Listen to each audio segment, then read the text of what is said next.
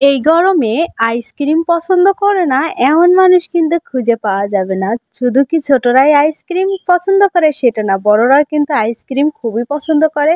আর ঘরে থাকা অল্প কিছু উপকরণ দিয়ে যে এত মজাদার কুলফি আইসক্রিম তৈরি করা যায়, সেটা যদি আমি তৈরি না করতাম তাহলে কিন্তু জানতাম না যে এত মজাদার আইসক্রিম তৈরি করা যায় ঘরে থাকা অল্প কিছু উপকরণ দিয়ে। আসসালামু আলাইকুম, সবাই কেমন আছেন? আলহামদুলিল্লাহ আমিও ভালো আছি, আশা করি আপনারাও ভালো আছেন। তো আমি এখানে কিছু কাজু বাদাম আর কয়েকটা কাঠবাদাম দিয়েছি, আর এখানে আমি দিচ্ছি চীনা বাদামটা একটু বেশি দিচ্ছি, কারণ কাজু বাদাম আর কাঠবাদাম আমার অল্প ছিল।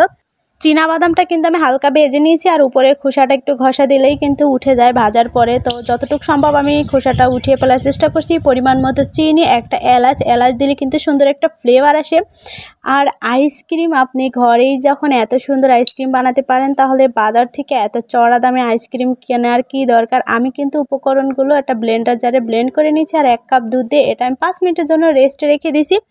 আর এখানে আমি 1 কাপ দুধ ভালো করে জাল করে নিব। আশা করি ভিডিওটা ভালো লাগবে, আর অবশ্যই ভালো লাগলে কিন্তু শেয়ার করে দিবেন। আর আপনারা কিন্তু তৈরি করতে পারেন এই আইসক্রিমটা, বাচ্চারা কিন্তু খুবই পছন্দ করে। বাচ্চারা না যে আইসক্রিম বানিয়ে আর জমাট বাঁধার আগেই কিন্তু আমার মতো অর্ধেক খেয়ে নেবেন। আর বললামই তো যে এত মজাদার হয়, যদি তৈরি না করেন তাহলে বুঝতে পারবেন না। আর এটা কিন্তু অনবরত নেড়েই যেতে হবে। আমি তো ভাবতেছি এরপর থেকে এরকম আইসক্রিম বানিয়ে সবসময় ফ্রিজে রেখে দিব, যখন মন চায় তখনই খেতে পারবো। অবশ্যই কিন্তু এটা অনবরত নেড়েই যেতে হবে, দুধটাকে একদমই ঘন করে ফেলতে হবে। আর এত সুন্দর একটা ফ্লেভার আসে এই আইসক্রিমটা ঘরোয়া।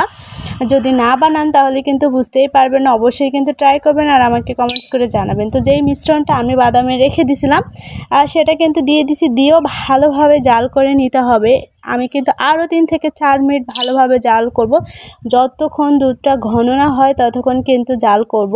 এখানে কিন্তু বাড়তি কোনো উপকরণই দিতে হয়নি। আপনি যদি চান এটা শুধু চীনাবাদাম দিয়ে তৈরি করবেন, তাহলে কিন্তু চীনাবাদাম দিয়েও তৈরি করতে পারেন। আর যদি চান কাঠবাদাম কাজু বাদাম দিয়ে শুধু তৈরি করবেন, সেটাও কিন্তু পারবেন। তো আমার এই জাল করা দুধটা কিন্তু একদমই ঘন হয়ে গেছে, দেখলে কিন্তু বুঝতে পারতেছেন।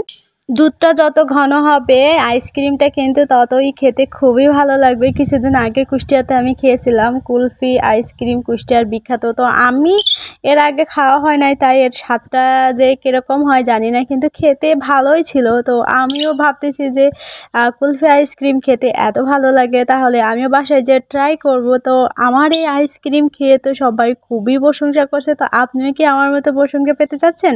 তাহলে এই রেসিপিটা কিন্তু একদমই আপনার জন্য, নিজেও খাবেন, বাড়ির লোকদেরও কিন্তু এই গরমে এরকম পারফেক্ট কুলফি আইসক্রিম খেয়ে কলিজা ঠান্ডা করে দিবেন। তো এখানে আমি কিছু ড্রাই ফ্রুট দিয়ে দিচ্ছি, দেখতে সুন্দর লাগবে। তো এটা অপশনাল, যদি আপনার হাতের কাছে থাকে তাহলে দিবেন, আর না থাকলে কিন্তু দেওয়ার দরকার নেই। তো আমার কাছে ছিল, তাই আমি এই ড্রাই ফ্রুটগুলো দিয়ে নিচ্ছি, দেখতে সুন্দর লাগবে। সৌন্দর্য বলে তো একটা ব্যাপার স্যাপার কথা আছে, তাই আর কি।